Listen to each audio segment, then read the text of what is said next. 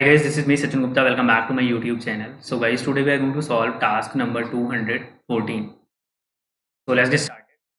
The question is, let the sequence A1, A2, A3 be in GP. Geometric progression में है A1, A2, A3, A4 जितनी भी terms हैं. And the area bounded by the parabola y square is equal to 4anx and y square is equal to 4an times an minus x be delta n. Then find the sum of summation k is equal to 1 to n delta k.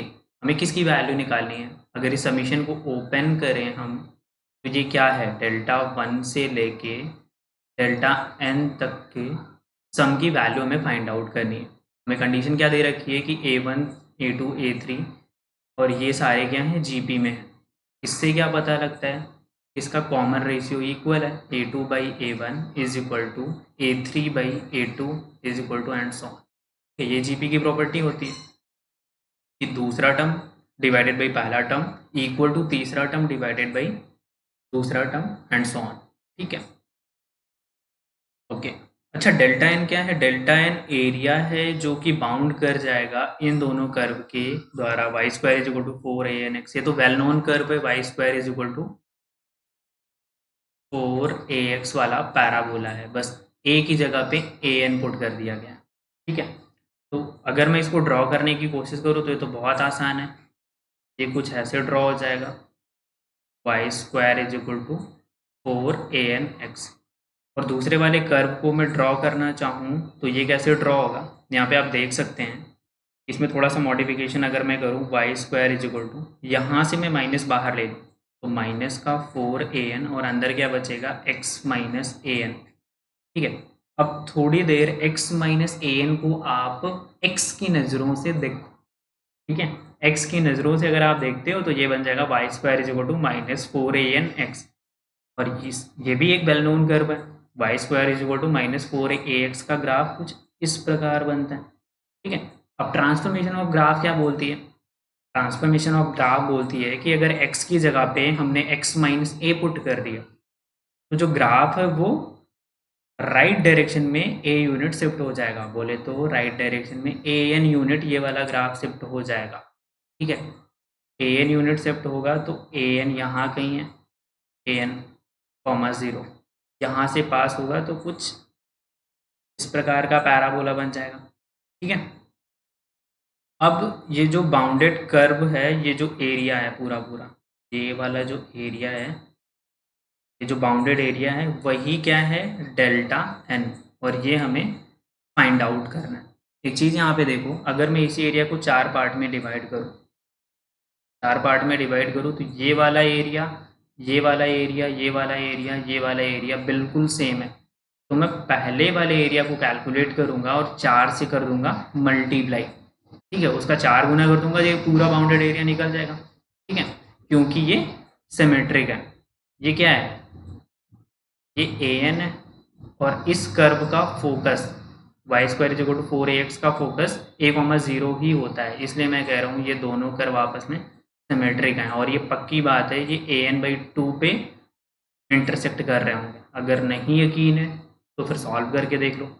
दोनों curve solve करो और वहाँ से x की value निकालो. देखो an आ रहा है कि नहीं आ रहा है. ठीक है, फटाफट से चलो सॉल्व कर लेते.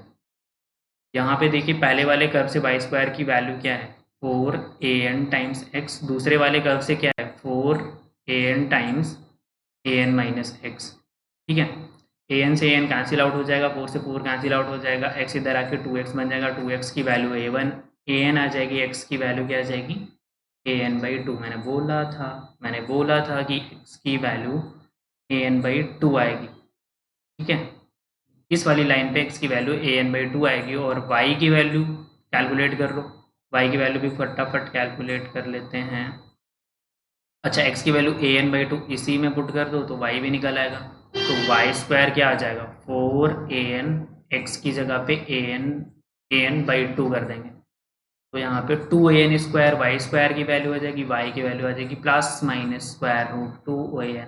दो वैल्यूज क्यों निकली? दो वैल्यूज इसलिए निकली कि यहाँ पे रूट 2an आएगी और नीचे को भी एक रूट आएगा जो कि यहाँ पे भी तो पैराबोला इंटरसेक्ट कर रहा है, तो माइनस का रूट 2an आएगी. ठीक है, तो चलिए फटाफट से पहले तो ये वाला हम एरिया कैलकुलेट कर लेते हैं। ठीक है, एरिया कैसे कैलकुलेट करेंगे, यहाँ पे फिर से एक बार कर्व ड्रॉ कर लेते हैं। ये Y square equal to 4an times x, और ये दूसरी वाली कर्व है। यहाँ पे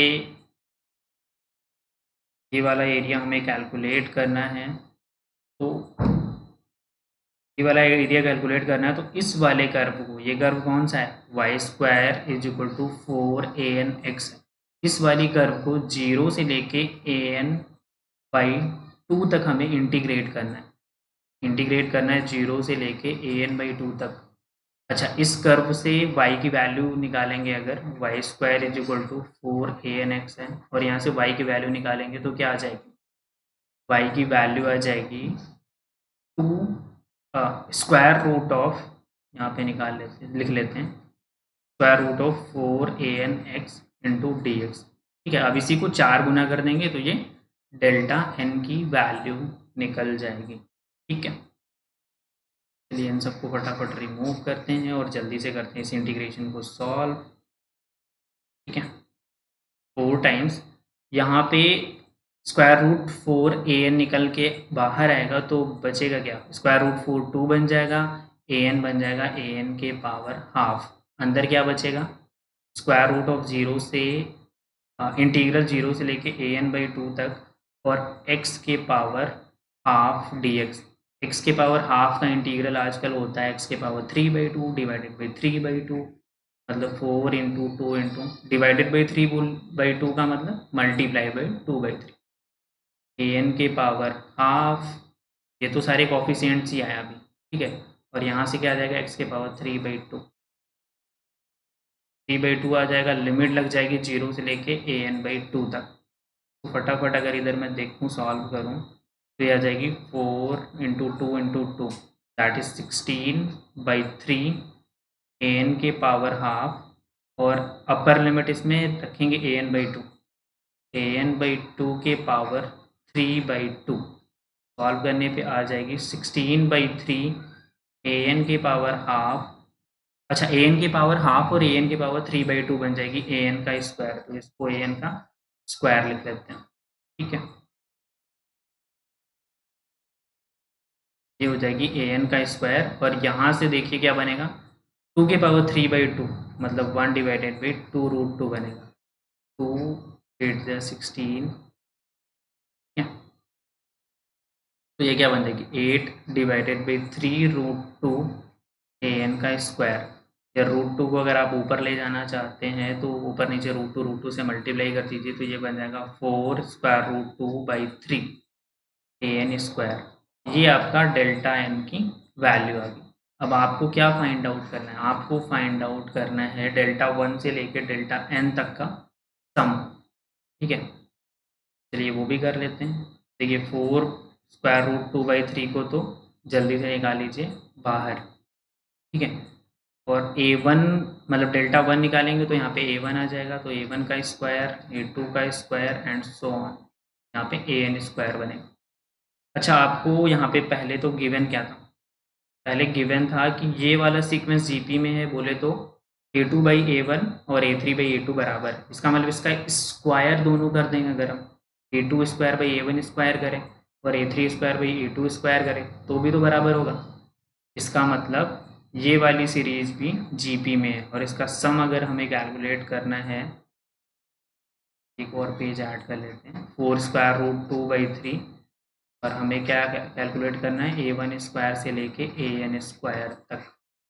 तो जीपी का सम क्या होता है, जीपी के एन टर्म का सम होता है फर्स्ट टर्म r के पावर n। कॉमन रेशियो इसमें क्या बन जाएगी, कॉमन रेशियो जो बनेगी वो second term divided by first term, a2/a1 का होल स्क्वायर। ये तो कॉमन रेशियो है, r के power n -1 divided by r-1, मतलब a2/a1 का स्क्वायर -1। तो ये कुछ आपका आंसर बन गया इस क्वेश्चन का। ठीक है, thanks for watching, bye bye, मिलते हैं अगली वीडियो।